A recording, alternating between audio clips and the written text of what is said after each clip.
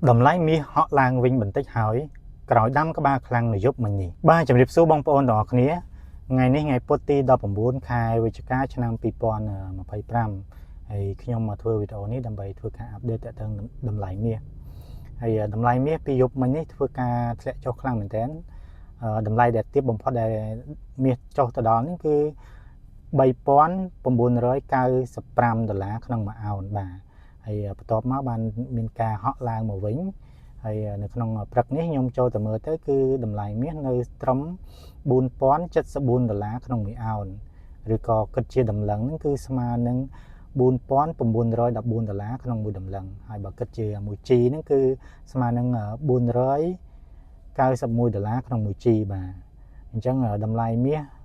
នៅក្នុងសប្តាហ៍នេះដោយដែលខ្ញុំបាននិយាយក្នុងវីដេអូមុន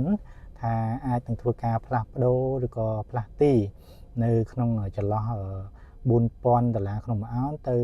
$4150ក្នុងមួយអោនអញ្ចឹងយើងចាំមកមើលថានៅថ្ងៃសុក្រសប្តាហ៍នេះមាសនឹងធ្វើការបិទនៅក្នុងតម្លៃប៉ុណ្ណាហើយស្អែកឬក៏ខាន់ស្អែកអីចឹងបើសិនជាមានការប្រែប្រួលតម្លៃមាសខុសធម្មតាឬក៏មានការឡើងចុះខ្លាំងយ៉ាងណាខ្ញុំនឹងមកធ្វើវីដេអូដើម្បីធ្វើការអាប់ដេតដល់បងប្អូនទាំងគ្នាបាទអរគុណច្រើនសម្រាប់ថ្ងៃនេះគឺមានតែប៉ុណ្្នឹងទេ